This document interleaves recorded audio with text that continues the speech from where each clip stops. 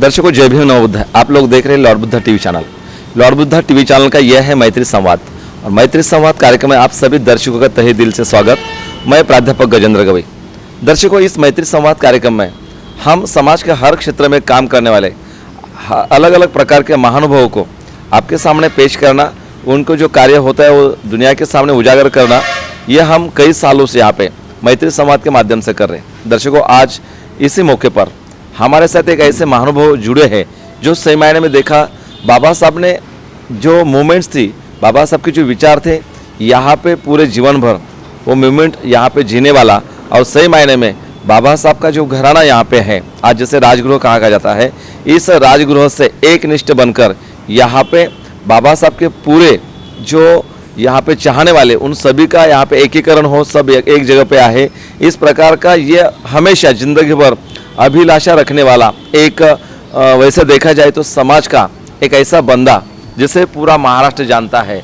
और आज उनके विचार लॉर्ड बुद्धा टीवी चैनल के माध्यम से हम मैत्री संवाद इस कार्यक्रम में आपके सामने रखना चाहते हैं। तो दर्शकों ये व्यक्तिमत्व है जिनका नाम है काका साहब खंबालकर। जी हाँ, काका साहब खंबालकर एक व्यक्तिमत्व ऐसा है कि जो आज रिपब्लिकन सेना के प्रदेश अध्यक्ष है।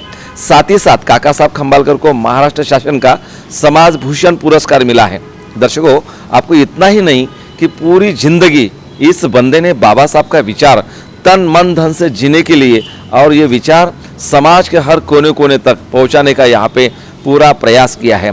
ऐसे महानुभाव को हम आज यहाँ पे आप सभी से रूबरू कराते, क्योंकि बाबा साहब का विचार इस देश में फैलाने वाले जो लोग हैं, इन ऐसे लोगों को यहाँ पे इकट्ठा करना, इन लोगों को लॉर्ड बुद्धा टीवी चैनल के माध्यम से आपके सामने रखना और उन्हीं के माध्यम से आने वाली जो पीढ़ी होती है उनको प्रेरणा लेना, यह हमारा मकसद है। तो मिलते हैं काका साहब खंबालकर को। सर जय भीम नमो बुद्धाय। जय भीम नमो बुद्धाय। आपका लॉर्ड बुद्धा टीवी चैनल में तहे दिल से स्वागत है।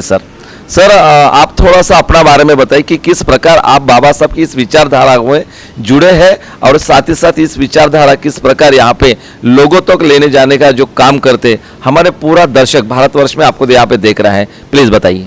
लॉर्ड बुद्धा को प्रथमतः मैं धन्यवाद देता हूँ। Thank you. 3 अक्टूबर 1957 में रिपब्लिकन पार्टी ऑफ इंडिया स्थापित हुई जी। उनके बाद 3 अक्टूबर 1958 में पार्टी टूट गई। टूटने के बाद तब से मैं रिपब्लिकन पार्टी को इकट्ठा करने का काम किया है। अभी काम करते करते बहुत सारा हमने समय बिताया। समय बिताते बिताते 26 जनवरी 1974 में रिपब्लिकन पार्टी की एकता बनी। उस एकता में बैरिस्टर खोबरागड़े गवई, एडवोकेट गवई, अपने बीसी कामले, ये सब लोग इकट्ठे हो गए और उस टाइम मौजूद थे भैया साहब अम्बेडकर। भैया साहब अम्बेडकर के सामने ये सब इकट्ठे हो गए। इकट्ठे होने के बाद फिर से इलेक्शन आने के बाद पार्टी टूटती है हमारी, यह हमारे लिए दुर्भाग्य की बात है। हमेशा हम लोग इकट्ठे हो जाते हैं, बाद में कुछ ऐसा मसला आ जाता है, इलेक्शन आने के बाद हम लोग अलग अलग हो जाते हैं। तो इसके वजह से हमारी जो एकता बनी नहीं रही वो एकता बनने के लिए हम लोग कोशिश किया। लेकिन आज हमने सोचा है कि डॉक्टर बाबा साहब अम्बेडकर के पोते कि आनंद राज जी अम्बेडकर के प्रचार में मैं यहाँ मौजूद हूँ। प्रकाश जी अम्बेडकर अकोला में खड़े हैं और भी भीमराव अम्बेडकर भी यहाँ आके चले गए और सुजाता अम्बेडकर भी हमारी मीटिंग में 19 तारीख को आके उन्होंने संबोधित किया। हम लोग चाहते हैं ऐसी एकता नहीं होती है, लेकिन डॉक्टर बाबा साहब अम्बेडकर के पोते और परिवार के लोग राजगृह के साथ सब इकट्ठे होने के बाद सारा समाज इकट्ठा हो सकता है, ऐसा मुझे लग रहा है। इसीलिए मैं डट के काम करना शुरू कर दिया है। और आज जो है हम लोग चाहते हैं कि रिपब्लिकन पार्टी ऑफ इंडिया जो है आज रही नहीं है, लेकिन रिपब्लिकन सेना जो है अम्बेडकर आनंदराज जी अम्बेडकर साहब ने बनाई है और उन्होंने हिंदी बिल की सफलता पाई है। पीपल्स एजुकेशन सोसाइटी का चेयरमैन पद भी उन्होंने पाया है। बहुजन पंचायत समिति के भी वो सभापति रह चुके हैं और आज भी वो हमारे साथ में काम कर रहे हैं। मैं चाहता हूँ कि समाज ने ये सोचना चाहिए कि हमारे समाज में एकता बनी नहीं रहती है, एकता नहीं बनती, इसलिए हमारा बहुत सारा नुकसान हो रहा है। हर एक आदमी उठता है, कोई अलग अलग गुट बना के बाजू में हो जाता है और बोलते हैं हमारा ऑल इंडिया का लीडरशिप, ऑल इंडिया का लीडरशिप। अभी ऑल इंडिया का लीडरशिप ये है, सुनने में बहुत खराब लगता है। पहले हमारी पार्टी ये थी कि जब 57 में हम लोग पार्टी में जो हम लोग लड़े थे तो 9 लोकसभा के वो लोग चुन के आए थे, वो MP बने थे। उसके बाद हमारे बहुत सारे लोग MLA बने थे, उसके बाद नगर सेवक भी बने थे, और कई टाइम हमारे 2-3 टाइम नागपुर में हमारा मेयर बना है, मुंबई में 2 टाइम मेयर बना है, नागपुर में 2-3 टाइम मेयर बना है। तो हर सारी स्टैंडिंग कमेटी और सब हमारे पास थी। लेकिन आज हम लोग देख रहे हैं कि हम लोग बिखर बिखर जा रहे हैं, और कांग्रेस के वजह से हमारा बहुत बड़ा नुकसान हो चुका है। ये कांग्रेस पार्टी जो है, बाबा साहब ने कहा था उस जमाने में, जब बाबा साहब को भंडारा में गिराया था, गिराने के बाद बाबा साहब ने सोचा था कि भाई ये जो कांग्रेस वाले जो है कभी हम लोग के साथ देंगे नहीं, इसलिए बाबा साहब ने कांग्रेस पार्टी को जलती हुई कांग्रेस पार्टी बताया गया है। और जलने वाली कांग्रेस पार्टी के आसपास भी हम लोग जाते हैं तो हम लोग भी जल के खाक हो सकते हैं। इसलिए कांग्रेस ने हमारे लिए बहुत बड़ा नुकसान किया है। और कांग्रेसी नाम के जो ये होता है, जो गवत जो आता है, तो खेत में गवस आता है, वो आने के बाद वो खेती भी नष्ट हो जाती है। वैसे कांग्रेस के साथ जब भी हमारा लोग जाता है तो हमारा समाज का बहुत बड़ा नुकसान होता है। और कांग्रेस के पेट से भाजपा बाहर आया है, कांग्रेस के पेट से RSS बाहर आया है, कांग्रेस के पेट से कम्युनिस्ट पार्टी बाहर आई, तो सारे कांग्रेस ने उनको जन्म दिया है। इसलिए उनके साथ रहना हमारे लोगों के लिए अच्छा नहीं है। हम लोग इकट्ठे अगर बन के रहेंगे तो हर डिस्ट्रिक्ट में हमारी इतनी आबादी है कि एक आदमी अगर खड़ा रहेगा तो हर डिस्ट्रिक्ट से हमारा एक MP बन सकता है। इतनी हमारे पास आबादी है, इतनी हमारे पास ताकत है। लेकिन हमारे बहुत सारे लोग समझते नहीं है, थोड़ा सा कुछ मिलेगा तो वहाँ भाग जाते हैं, और भागने के बाद भी अभी कुछ लोग जो है BJP के पीछे भाग रहे हैं। इतने जितना अच्छा नाम लोग का होता था वो BJP के साथ जा रहे हैं। अभी उनको समझना चाहिए कि बाबा साहब आम्बेडकर ने BJP के साथ और कांग्रेस के साथ कभी एक साथ बने ही नहीं, एक साथ में आए नहीं। लेकिन जो विचारधारा बाबा साहब की है, ये विचारधारा छोड़ के ये लोग अलग अलग ढंग से भाग रहे हैं। इसलिए भागना अच्छा नहीं है। इसलिए समाज ने सबके साथ इकट्ठा आके बाबा साहब आम्बेडकर का जो परिवार है उनके साथ अगर रहेंगे तो सचमुच हमारी जो शक्ति है, आबादी है, बढ़ते जाएंगी, और हम लोग असफलता राज सत्ता के पास हम लोग जा सकते हैं, शासन करती जमात हम लोग बन सकते हैं, ऐसा मेरा दावा है। इसलिए मैं चाहता हूँ कि हर डिस्ट्रिक्ट में हमारा लोग इकट्ठा होके हम एक साथ में आना चाहिए, और आम्बेडकर सब परिवार के साथ अगर रहेंगे तो सचमुच हम लोग बहुत आगे तरक्की कर सकते हैं। और आज की तारीख में ये जो माहौल है एक दिन खराब हो चुका है। हमारी जो आज़ादी मिलने के बाद जो रिजर्वेशन हम लोग को मिलता था, ये भाजपा सरकार ने रिजर्वेशन हटाने के लिए सारे प्राइवेट सेक्टर बनाना शुरू किया है। सरकार जितनी भी कंपनियां बेच दी है, अभी अमीर होते जा रहा है, गरीब होते जा रहा है। ये जो तकलीफ है वो तकलीफ हो रही है। इसलिए संविधान भी खतरे में आ चुका है। संविधान को अगर बचाना है तो अम्बेडकर परिवार के साथ रहना बहुत जरूरी है। और भीमराव अम्बेडकर, आनंदराज अम्बेडकर और बाबा साहेब अम्बेडकर ये जो सही तरीके से चल रहे हैं, लेकिन ये लोग को बोलते कि भाई बी टीम है। अरे बी टीम कैसी हो सकती है? कांग्रेस के पेट से जो बाहर आ जाते हैं वो पार्टी के साथ कांग्रेस बी टीम हो सकती है या कांग्रेस A टीम हो सकती है। बाकी की जितनी भी हम लोग साथ में जो काम कर रहे हैं, हम लोग बी टीम या C टीम ऐसे नहीं है। हम लोग बाबा साहब अम्बेडकर के तत्व ज्ञान से हम लोग काम कर रहे हैं। इसलिए हम लोग चाहते हैं कि बाबा साहब का परिवार आगे लेके जाएगा, उस रास्ते से हम लोग अगर जाएंगे तो हम लोग खरीदे जा नहीं सकते हैं। बाकी लोग खरीदे जाने वाले लोग हैं। तो अभी समझो यहाँ जो बलवंत वानखड़े खड़ा है, उधर अकोला में भी कुछ कांग्रेस ने खड़ा किया है। बाबा साहब को जैसे गिराने की साजिश कांग्रेस वाले ने की है, वैसे आज बाबा साहब के परिवार के पीछे भी ये कांग्रेस वाले लगे हैं। इसलिए कांग्रेस को हद पार करने के लिए, BJP को हद पार करने के लिए हम लोग सब इकट्ठा होना चाहिए, और इकट्ठा होकर शासन करती जमात बनने के लिए हम लोग आगे बढ़ना चाहिए, ऐसा मेरा दावा है। इसलिए मैं सब लोग को अपील करता हूँ कि सब लोग साथ में आइए, और अम्बेडकर घराने के साथ रहने के बाद एक डिस्ट्रिक्ट में एक आदमी अगर शक्ति बन जाती है तो हमारा बहुत बड़ा ताकत हो गया। हम जिला परिषद सफल कर सकते हैं, तालुका पंचायत सफल कर सकते हैं, ग्राम पंचायत तो ज़रा कठिन है, लेकिन ग्राम पंचायत भी हम लोग सफल कर सकते हैं। ऐसे तरीके से शासन करती जमात हम लोग बन सकती है। दर्शकों, ये है काका साहब खंबालकर, और इन्होंने इतनी स्पीडली जो बताया यहाँ पे कि जैसे कि ये पूरा उनका अनुभव है। पूरी ज़िंदगी, अभी 85 साल की उम्र उनकी चल रही है, और ये पूरे 85 साल में बहुत सारे धूप काले यहाँ पे बरसातें उन्होंने देखी है, बहुत सारे कार्यकर्ता देखे हैं, और बाबा साहब के मूवमेंट के साथ, बाबा साहब के आंदोलन के साथ, बाबा साहब के विचारधाराओं के साथ समाज में किस प्रकार का यहाँ पे बदलाव आ रहा है, ये भी खुली आंखों से वो यहाँ पे देख रहे हैं। ये देखकर उनको बहुत यहाँ पे दुख व्यक्त होता है कि कहते हैं कि अगर बाबा साहब इतना ये समाज के लिए सब कुछ कर सकते हैं, बाबा साहब के वजह से आज हमारी पूरी जिंदगानी यहाँ पे खड़ी है, लेकिन हम बाबा साहब के लिए, बाबा साहब के घरानों के लिए, बाबा साहब के यहाँ पे उनके जो वंशज हैं उनके लिए या बाबा साहब के विचारधारों के लिए हम क्या कर सकते हैं। दर्शकों, सही मायने में देखा तो देश के हर एक नागरिक के ऊपर बाबा साहब के माध्यम से संविधान के बलबूते पर एक हक अधिकार है आज भी बोलने का और आपको लोगों को सुनने का। और लॉर्ड बुद्धा टीवी चैनल जैसा एक नेशनल चैनल यहाँ पे अपने बंदे का खड़े होता है, ये बाबा साहब की तो देन है। और इसीलिए काका मैं ये आपको ये और पूछना चाहूँगा कि आपने ये मूवमेंट का ये पूरा सिलसिला देखा है। बाबा साहब के ज़माने में यहाँ पे लोग उनके आर्थिक स्थिति से गरीब थे, लेकिन बाबा का आंदोलन जो था वो बहुत बड़ा अमीर था। आज लेकिन ये सिचुएशन आ चुकी है कि लोग यहाँ पे फाइनेंशियली बहुत बड़े अमीर बन गए हैं, यहाँ पे परिस्थिति से अमीर बन गए, लेकिन आज मूवमेंट के बारे में ये बहुत गरीब होते दिखाई। क्या कहेंगे इसके बारे में? देखिए, आपने जो कहा सचमुच है कि पहले जो बाबा साहब के ज़माने में जो हमारी जो मूवमेंट थी बहुत आमिर थी, लेकिन आज हमारे लोग आमिर हो चुके हैं, लेकिन हमारी जो चलवल जो चल रही है, हमारा आंदोलन जो चल रहा है, हम लोग गरीब की तरह होना जा रहा है। इसलिए हम लोग चाहते हैं कि हमारा जो आंदोलन जो है सशक्त होना चाहिए। इसीलिए सब लोग ने सोचना है कि जो अपने पास है, बाबा साहब ने कहा था आपका उत्पन्न का 20वां हिस्सा इसको देके आगे बढ़ावा देना चाहिए, लेकिन आज तक अपना जो लोग हैं खुद स्वाहा कर लेते हैं, खा लेते हैं और उसमें कुछ मज़ा नहीं आती है। इसलिए हमने बाबा साहब को मैंने देखा है, बाबा साहब को अंतिम विधि भी मैंने गया था, माँ को लेके मैं गया था, तो इसीलिए मैं बाबा साहब के करीब आके सारे उस टाइप का मूवमेंट मैंने देख चुका हूँ। और आज मैं देख रहा हूँ कि आज जो नौजवान बच्चे हैं ये अगर सोचेंगे, अगर बाबा साहब के साथ मूवमेंट के लिए ये अगर जुट जाएंगे तो हालांकि में हम लोग बहुत आगे निकल जाएंगे। क्योंकि आज मैं देख रहा हूँ कि बूढ़े बूढ़े लोग ये मूवमेंट में चल रहा है, काम कर रहे हैं, लेकिन नौजवान यहाँ वहाँ जा रहे, कोई शिवसेना में जा रहे, कोई मनसे में जा रहे, कोई कहा जा रहा है, कहीं कहा जा रहा है। इसलिए नौजवान को मैं अपील करता हूँ कि बाबा साहब के मूवमेंट में आइए। जो जमाना हमने देखा है वो जमाने में हम लोग बाहर बैठ के चाय पीते थे, और जो फूटा हुआ कप होता कप सासर,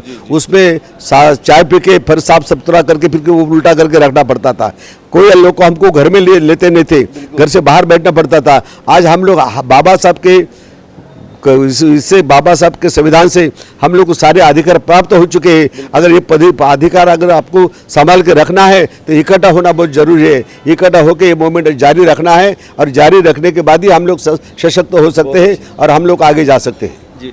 जी दर्शकों, देखो इस प्रकार पीरियड से लेकर इतनी उम्र होने के बावजूद भी ये आने वाली जो हमारी सदी है, जो यहाँ पे नवयुवा है, यहाँ पे जो तरुणाई यहाँ पे दिखती है पूरे महाराष्ट्र में, बाबा साहब सिर्फ हमारे यहाँ पे 14 अप्रैल के दिन यहाँ पे हमारे सामने आ जाते हैं, तब हमें पता चलता है कि बाबा साहब की जयंती। लेकिन जब जयंती जैसे हो जाती है, हमारा युवा जैसे काका ने बताया कि इधर उधर भटकता रहता है, कोई अलग अलग गुट पार्टियों में पक्ष में जाता है, लेकिन जिस महामसीहा ने इस देश के लिए, समाज के लिए इतना बड़ा सब कुछ किया है, क्या करना है हमें आखिर? सब तो यहाँ पे सिचुएशन बाबा साहब ने हमारे लिए खड़ी कर दी है, लेकिन इसमें हमें सहभागी होना है, इससे हमें बड़ा करना है, इससे हमें लोगों तक लेके जाना है। काका, दूसरी बात मैं और ये पूछना चाहूँगा कि आज हम देखते हैं कि हमारे समाज में बहुत सारी गट पार्टियाँ यहाँ पे बहुत सारी हो चुकी है। बाबा साहब का रिपब्लिकन पक्ष को भी नहस तहस लोगों ने कर दिया है।